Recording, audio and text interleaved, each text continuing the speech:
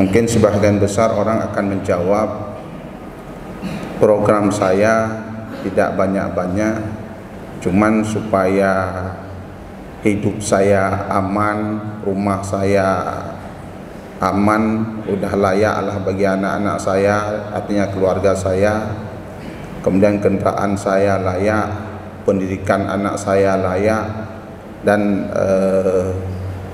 hal-hal yang lain yang mendukung fasilitas saya sebagai pimpinan keluarga layak. Setelahnya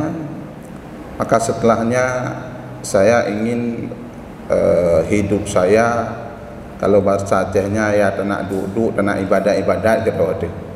Supaya setelah saya berhasil, yaitu memberikan kehidupan saya di jalan Allah Subhanahu wa Ta'ala. Nah, sekarang bagaimana? Apakah sekarang yang Bapak inginkan rumah yang layak, kemudian kendaraan yang layak, kemudian pendidikan anak yang layak telah Bapak dapatkan? Alhamdulillah, dengan izin Allah telah saya dapat. Dan yang satu lagi, yang cita-cita sebelumnya, seandainya cita-cita Bapak itu tergapai, Bapak ingin dari hasil usaha Bapak selama ini, apakah itu bekerja, berjualan dan sebagainya, untuk Bapak pergunakan untuk menghubungkan diri Bapak kepada Allah, menuju pengajian misalnya, pokoknya part-part yang kebaikan, Bapak tidak ada halangan lagi untuk menuju kebaikan tersebut. Apakah hal itu telah Bapak lakukan? Nyan yang golong. Jadi yang tujuan sebenarnya di saat mendapat satu keberhasilan adalah supaya kita bisa mendekatkan diri kita kepada Allah, dan inti itu ternyata belum terlaksanakan. Kenapa? Masih ada hal-hal yang lain. Apa hal-hal yang lain tersebut? Kita kan tidak tahu ke depannya anak-anak kita bagaimana, cucu-cucu kita bagaimana. Jadi sekurang-kurangnya, kalaupun kita meninggal nanti, adalah hal-hal peninggalan kepada anak-anak kita, yang supaya anak-anak kita nanti tidak dapat meminta-minta, supaya anak-anak kita itu nanti nyaman. Jadi kalau kita tanya sebagian orang demikian, nanti anak kita juga demikian. Anaknya memikir anak lagi, nanti anaknya juga memikir, terus menerus demikian, mencari kehidupan sampai kehidupan itu berakhir, artinya sampai kematian itu berakhir. Ternyata tidak ada habis-habisnya orang mendapatkan ataupun menggapai apa yang dia cita-citakan. Sampai dia kembali kepada Allah, dia meninggalkan kewajiban-kewajibannya dalam berusaha lebih daripada kadar yang dibutuhkan. Kadang dia meninggalkan hubungannya dengan Allah yang lebih wajib. Apa misalnya wajib? Dengan sebab berusaha, meninggalkan sesuatu yang dapat menyambung silaturahmi. Hukum menyambung silaturahmi sunat, sengaja memutuskan hubungan silaturahmi haram. Dengan sebab sibuk kita dapat memutuskan silaturahmi, dengan sebab sibuk kita tidak lagi dapat melaksanakan salat tepat waktu, dengan sebab sibuk kita banyak lagi hal-hal yang terabaikan. Jadi kalau kita tanya, intinya karena keluarga, karena anak, masa depan anak-anak. Selain masa depan kita, ternyata ada masa depan anak-anak, keluarga dan sebagainya. Sehingga sampai di belakang bak truk itu ditulis, dia bekerja demi istri dan si buah hati. Itu saja, dia bekerja untuk istri dan si buah hati, artinya untuk anak-anaknya. Maka dalam hal ini, oleh Syekh Ahmad bin Husain Al-Asfihani dalam kitab Matan Takrib itu, yang diajarkan di pesantren-pesantren kelas 1 itu, memberi garis. Ini sejauh mana seorang orang tua wajib bertanggung jawab kepada anak-anaknya, dan anak pun mengerti sejauh mana dia bisa menuntut orang tuanya supaya bertanggung jawab untuk menafkahi dirinya. Maka dalam hal ini oleh Abu Suja Ahmad bin Husain Al-Asfihani, lebih dikenal dengan Abu Suja, menjelaskan sebab-sebab wajib nafkah orang tua kepada anaknya. Wa ammal mauluduna fatajibu nafaqatuhum bi thalathati syara'ita. Kita lihat apakah yang kita usahakan sekarang untuk anak-anak kita memang sesuai dengan penjelasan ini. Adapun bermula anak-anak, maka wajiblah nafkah mereka itu dengan 3 syarat. Yang namanya anak-anak tentunya di bawah usia baligh. Itu kata anak-anak. Kenapa di bawah usia baligh itu wajib kita tanggung nafkahnya walaupun dengan berlaku syarat-syarat? Karena dalam Islam itu ada yang namanya hifdan li nafsil muhtaramati, menjaga bagi jiwa yang terhormat. Jadi manusia yang belum baligh, yang belum meninggalkan salat, belum melakukan dani muhsan, artinya belum takluk hukum, itu dianggap jiwa yang terhormat. Jiwa yang terhormat itu wajib kita jaga. Cuman tergantung siapa yang menjaganya.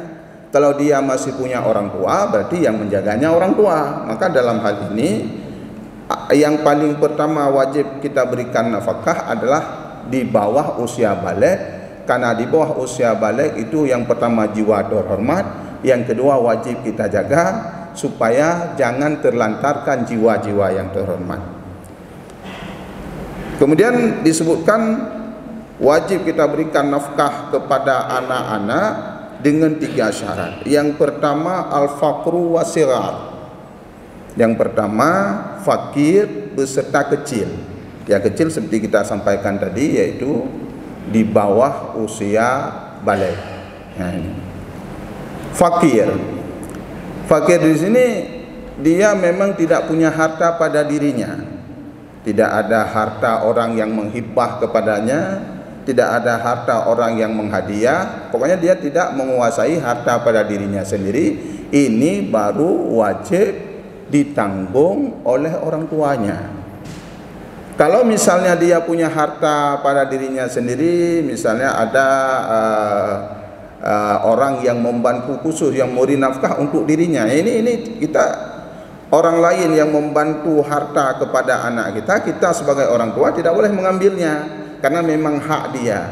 Hak dia itu orang tua sebagai wali mengelola harta itu untuk makanan dirinya. Setelah habis harta itu baru dia kewajibanlah kepada orang tua. Karena setelah habis harta berarti si anak ini telah menjadi fakir. Maka wajiblah pada orang tua untuk memberi nafkah kepada ini anak. Adapun selama ini anak punya harta pada dirinya, kemudian orang tua tetap memberikan nafkah kepada anaknya, itu namanya tafaddul. Tafaddul bi'iyali. Arti tafaddul bi'iyali, berlebih-lebih seorang orang tua untuk menafkahi keluarganya. Hukum tafaddul itu mengutamakan keluarganya sunat, bukan wajib. Jadi jangan sampai nanti demi tafaddul kita berlebih-lebih kita keluar kepada keluarga kita meninggalkan wajib. Kadang ada fardu kifayah yang terabaikan gara-gara ada bikin usaha kana sesembahyang jenazah handa rumpok, gara-gara ada bikin usaha untuk kebutuhan anak, padahal untuk kebutuhan anak itu lebih daripada kadar kewajiban. Maka ada kewajiban-kewajiban yang lain yang kita abaikan. Jadi yang pertama, wajib seorang ayah memberi nafkah kepada anak, yaitu fakir beserta kecil, artinya anaknya belum baligh. Yang kedua al-faqru wa zamanah. Kewajiban orang tua memberi nafkah kepada anaknya karena fakir beserta lemahnya anak. Jadi anak udah baligh ini, katakanlah usianya telah 15 tahun ke atas, 17 tahun ini. Tapi dia lemah. Lemah kenapa? Sakit, mungkin polio ataupun sebagainya, yang di rumah yang tidak bisa bekerja. Maka hukum bagi orang tua memberi nafkah kepada anak yang fakir dan lemah ini wajib. Artinya orang tua yang bekerja untuk menafkahi ini anak mendapatkan pahala wajib. Sama seperti mendapatkan pahala wajib-wajib yang lain. Wajib salat katakanlah, wajib zakat dan sebagainya. Sama dia dapatkan pahala karena dia memberikan nafkah kepada anaknya adalah nafkah yang wajib. Usaha yang dia usaha adalah usaha sesuatu yang menggapai kepada wajib. Usaha yang membawa kepada wajib, maka dianya usaha itu wajib juga. Jadi kita berusaha apa hukumnya? Karena tujuan untuk memberi nafkah anak kita yang lemah tadi wajib juga. Jadi usaha ini dapat pahala. Jadi kita bekerja karena untuk memberikan nafkah kepada anak kita. Walaupun orang bilang ini kenapa pagi-pagi udah bekerja, dia tanya. Kita bilang ini saya ini ibadat. Kenapa? Karena ini dapat pahala wajib. Kalau memang sesuai sebagaimana tujuan yang diperintahkan dalam agama. Itu yang kedua. Kemudian yang ketiganya, menurut Abu Suja ataupun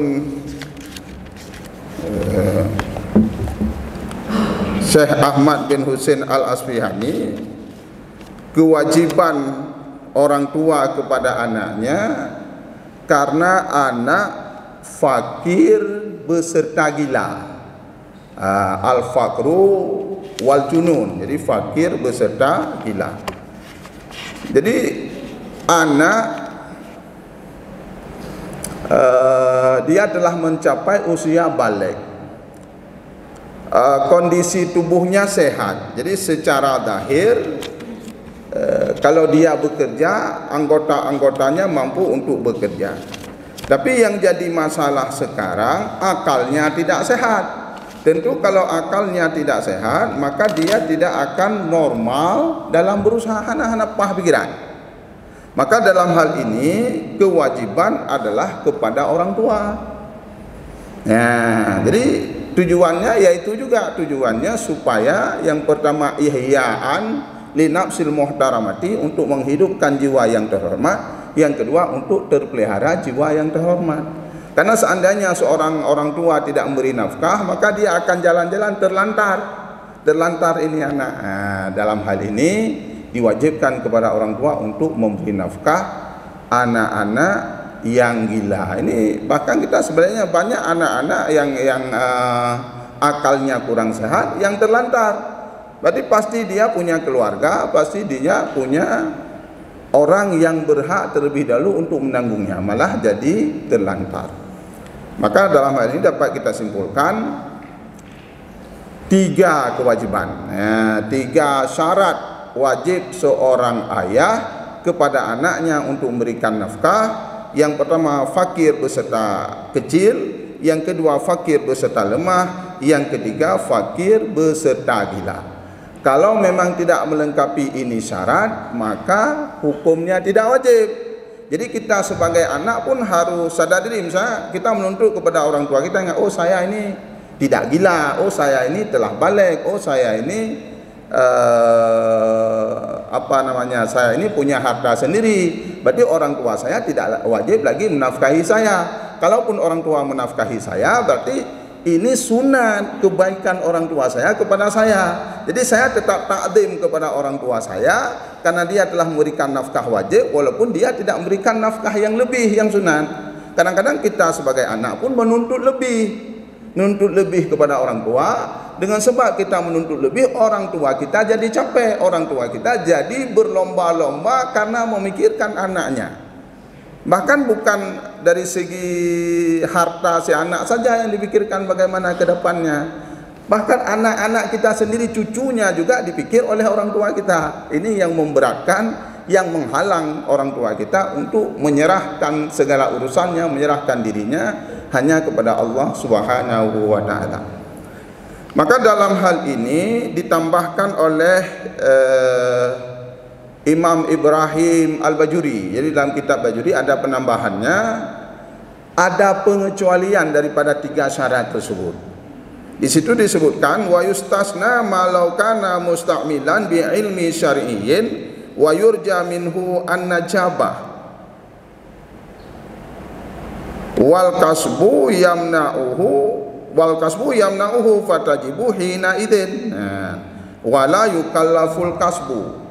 Ini disebutkan dalam kitab Al-Bajuri, dikecualikan daripada 3 syarat tersebut seseorang yang ataupun sibuk dengan ilmu syara dan diharapkan akan punya keberhasilan dalam kesibukannya dengan ilmu syara tersebut. Wal kasbu yamna'uhu, sementara usaha dapat menegahnya menuntut ilmu syara. Maka pada ketika itu fatajibu, wajib nafkah kepada orang tua. Jadi dari 3 syarat tersebut ada pengecualiannya kepada seorang anak kita yang sedang menuntut ilmu agama. Walaupun menuntut ilmu agama itu di atas fardu kifayah. Misalnya lebih daripada kadar untuk salatnya, puasanya dan sebagainya, selebihnya adalah fardu kifayah. Dia kalau memang berusaha sendiri, maka akan menghalangi tugasnya menuntut ilmu agama ini.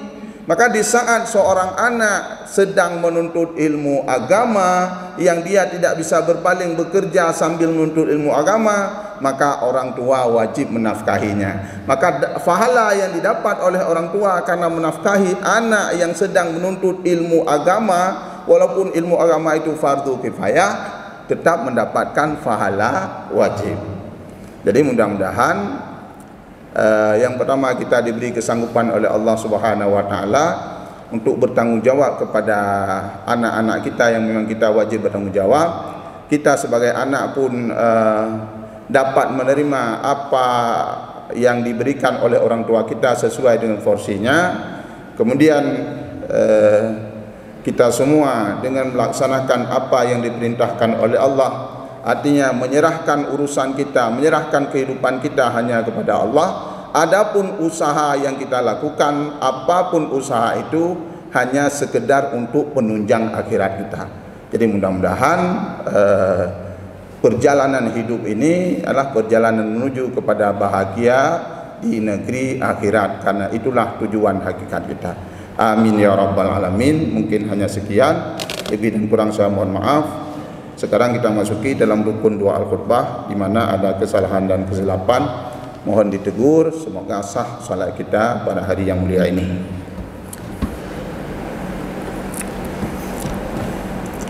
Alhamdulillah, alhamdulillahil wahidil ahad, alladzi lam yalid wa lam yulad wa lam yakul lahu kufuwan ahad. Asyhadu an la ilaha illallah wahdahu la syarika lah, wa asyhadu anna sayyidana Muhammadan abduhu wa rasuluh.